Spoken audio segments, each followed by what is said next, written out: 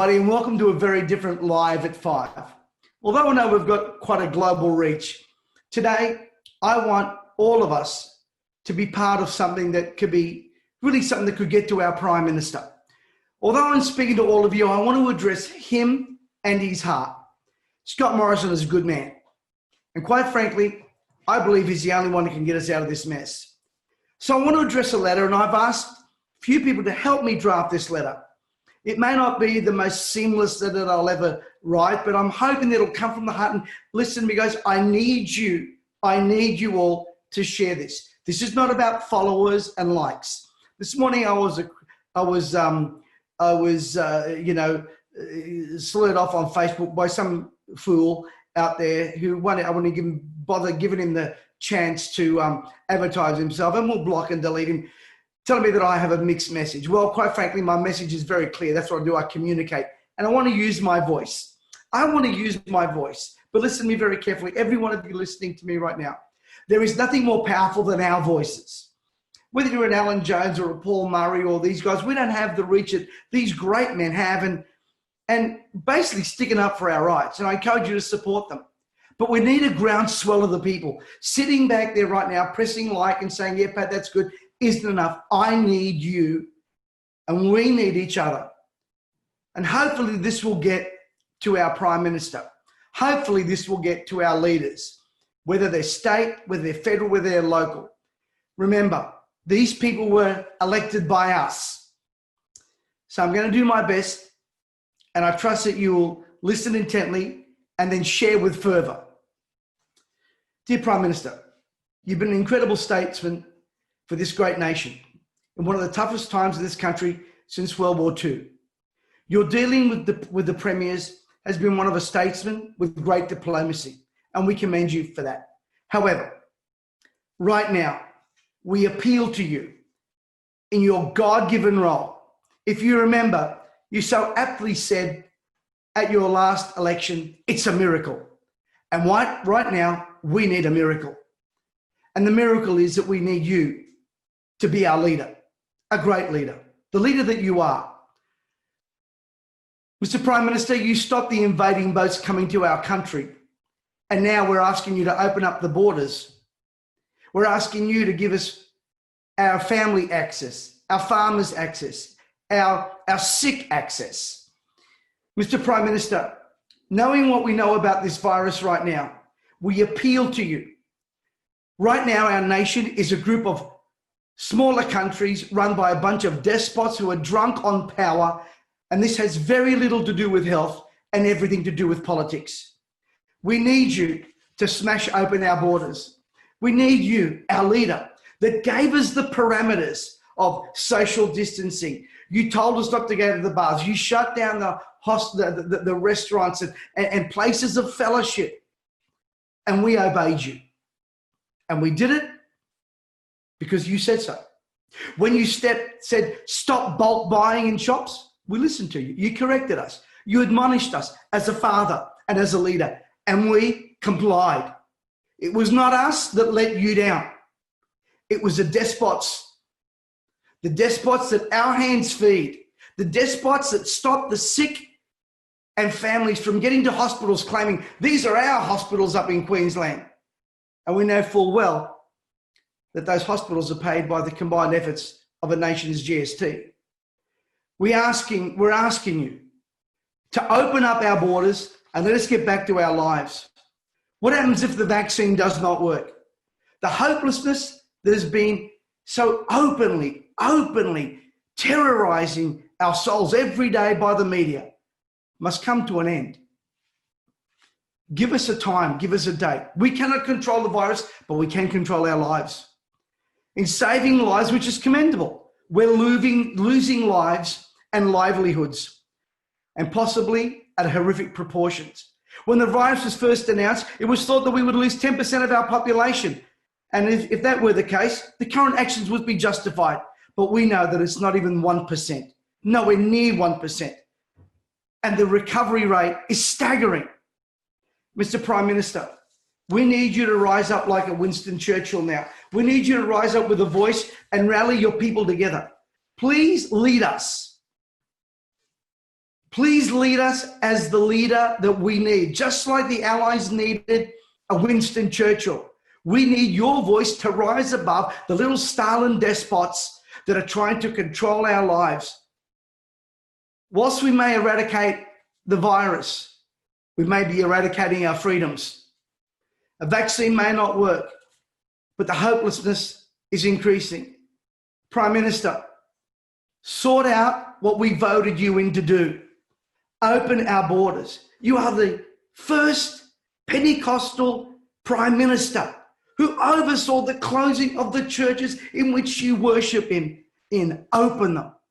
Mr. Prime Minister, you know what the good book teaches about mandatory marks, not masks, but marks. You know what the good book says. You know where this leads to. We are moving at a high rate, at the speed of light, almost to a cashless society. And you know what the book that you love and honor and respect says about that. You know, these were your roots, Mr. Prime Minister. You know what the Bible speaks about in mandatory stuff. This is but a training ground for the future, and you alone can stop it. We are under, right now, financial destruction, almost forced vaccination. We ask you to lead this democratic society against this communist state. We ask you to stand up and to call our nation to honor the flag by which we all stand under and that we all honor. Whilst we are seeing right before our very eyes people that are burning the flags, Mr. Prime Minister, tell them to stop it. Either support the country you live in or go live in the country you support. I'm asking you to stand up and stop the support of the Daniel Andrews and the Palaszczys who are committed to your demise, and you know that. Yet you and your statesmanship honor them and give them your support.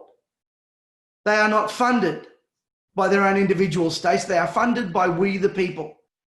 We honor you, but we're asking you to stand up now. Your nation is feeling powerless. Your nation is feeling angry. Your people are being frustrated every day. They have broken hearts, broken spirits, but there's nothing more permanent and damaging than an amputated soul. Make Australia great again. Heed the warning of the book that you love and the book that you value. The virus numbers were a fraud. The statistics were a fraud. The lockdowns were a fraud. Where there are sick, let's protect. But we that can work, let us work. We know what it's with hard work that we can get our nation back. But how can we get our nation back recovering when all we're living in is under the unmotivating state of handouts? Let us get back to work. We want to work. We want to reestablish our nation, restore the nation's sanity. Block the lies by promoting the truth. The mini Stalins must stop. Cut their funding. Tell them you will not fund their regimes. Treat them the way they are treating us, with a stick and a bribe. It's time, Mr. Prime Minister. End the trial bullying and the trial socialist state. So you started the sequence and placed the limitations of what we could do, where we could not go. Now we're asking you to end it. We, the people, are asking you. This is no longer a health issue. It is a political issue to the core. Treat these premiers and their arrogance and their bullying and their control. Treat them with strength, with dignity, with leadership, and with honor for the people. Your nation is exhausted. We are fit. We are strong. This is not a Logan's Run. This is Australia. These communist trolls must stop. The cheesy slogans, we're all in this together. No, we're not. We are not all in this together. The people are, but the leaders are not. Staying apart puts us together has really torn us apart, where neighbor is rising up against neighbor. The cheesy slogans must stop, and the spirit of a nation must rise. Mr. Prime Minister, I know it's the most difficult job of anyone in this country, and I couldn't do it, but we know you can. We want you to go down as the greatest prime minister in this country that it's ever had, because you faced the greatest trials of any prime minister since the Great War. God put you here. You said that yourself. And sometimes the people are the voice of God. Go to your book that you love and read what it says about masks, marks, cashless societies, and lawlessness. You know what it says, and you know where it leads. We're asking you to break the shackles of these power-drunk despots. We'll get behind you. We will support you. But we cannot if you remain silent and tell them to stop it. Well, I hope this message gets out. I hope you hear the heart and the spirit in which I said it. I know many of you in the various industries, you want to get back to work. We're not scared to work, not just to provide for our families. We're not scared to work to build our great nation. I'm asking you to remember, when it comes election time, Comrade Dan and what he's done, and the arrogance in which him and Palaszczuk and the other one over in WA stand in, the arrogance. They don't own us. Now, I'm going to appeal to you, my friends out there. You all know, even trying to befriend me on Facebook is difficult. But whatever platform I'm in, can you share this? Let's create a tsunami effect. Our Prime Minister is able to put an end to this. Give us a time, give us a date when we can take our nation back.